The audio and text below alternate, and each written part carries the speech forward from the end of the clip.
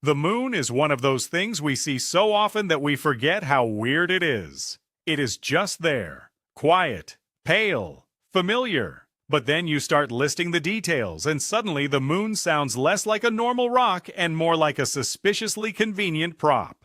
It controls tides, stabilizes Earth's tilt, gives us months, and lights up the night just enough to be dramatic. And during a total solar eclipse, it appears almost exactly the same size as the sun.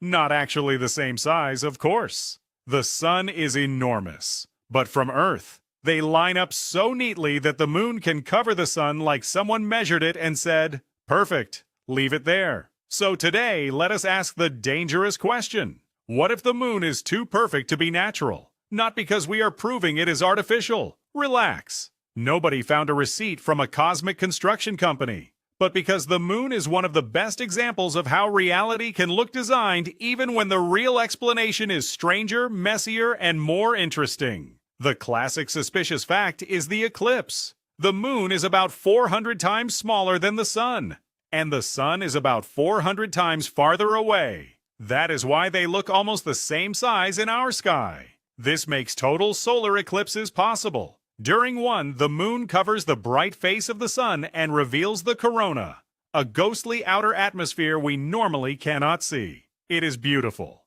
It is rare. And it feels so staged that your brain immediately starts looking for a hidden director. The conspiracy-flavored version says, "Come on, that is too clean."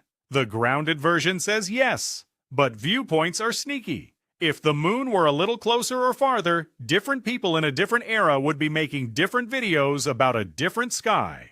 We notice the coincidence because we live inside it. Also, the fit is temporary. The moon is slowly moving away from Earth, a few centimeters per year. In the distant past, it looked larger. In the distant future, it will look smaller. And total solar eclipses will eventually stop happening. So if this is a cosmic trick, it came with a limited time offer. Then there is the moon's origin story, which is honestly not normal either. The leading idea is the giant impact hypothesis. Early Earth was hit by a Mars-sized body often called Theia. The collision blasted material into orbit, and that debris eventually gathered into the moon.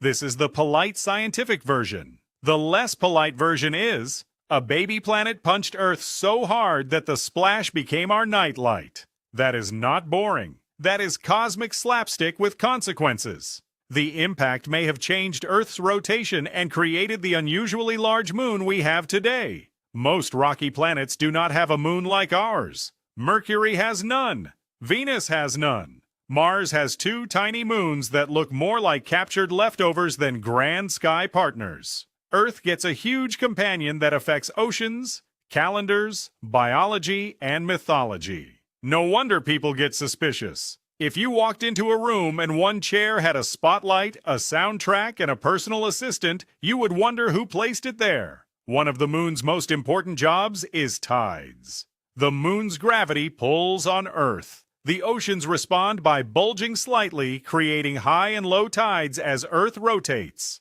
And tides may have mattered a lot for life. Coastal zones, wet-dry cycles, and shifting shorelines could have helped early chemistry become more interesting. Scientists debate the exact role, but it is plausible that the moon helped make Earth a more dynamic place. The suspicious version says, that sounds like planet design. The scientific version says, that sounds like a lucky side effect of a violent origin.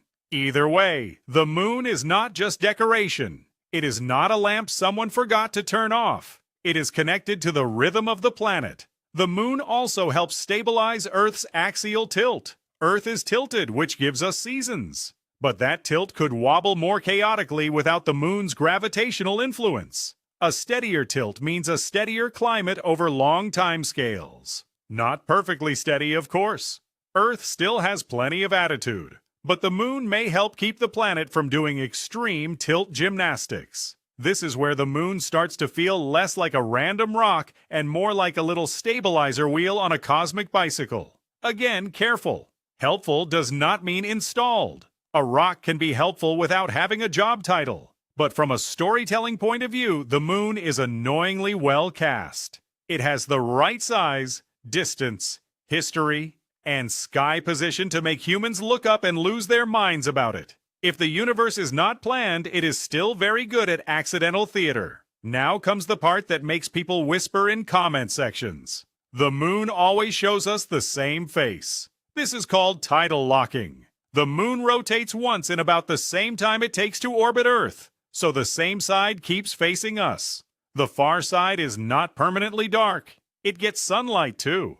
It is just the side we do not see from Earth. But far side of the moon sounds mysterious, while the side that is tidally locked away from our usual viewing angle sounds like a textbook trying to ruin lunch. Tidal locking is natural. Gravity creates slight distortions. Friction drains rotation energy. And over time, a body can settle into this pattern. Many moons do this. Still, emotionally, it feels suspicious. The moon looks at us with one face forever, like it is hiding the back of its phone. And when humans finally started photographing the far side, it looked different. The near side has large dark plains called Maria. The far side is more heavily cratered and has fewer of those big dark patches. That difference has explanations involving crust thickness, impacts, heat, and early lunar history. But for the conspiracy part of the brain, the hidden side looks different is premium fuel. You can almost hear the dramatic music arrive early.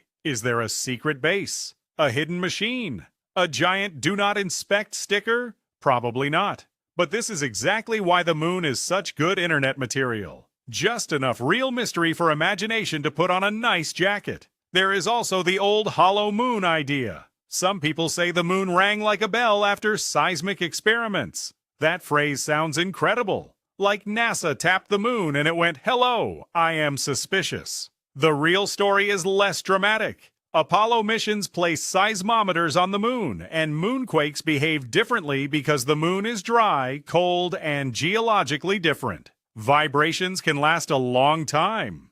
That does not mean the moon is hollow, it means the moon is not Earth, which, to be fair, is still an important result. But the moon vibrates differently because of its structure, does not travel online as fast as the moon is a giant bell. This is how many weird claims work. A real observation enters the room, then someone gives it a trench coat and a fake passport. So why does the moon feel designed? Partly because it is visible. Most cosmic coincidences are hidden in data. The moon is right there doing a nightly press tour. Partly because it is useful. Tides, eclipses, calendars, nightlight, stable tilt. And partly because human brains love intention. When something fits nicely, we ask who fitted it. When something is useful, we ask who made it useful. But nature does not need to plan in order to produce useful things. Crystals look designed. Planetary orbits can create beautiful patterns. Natural selection creates structures that look engineered.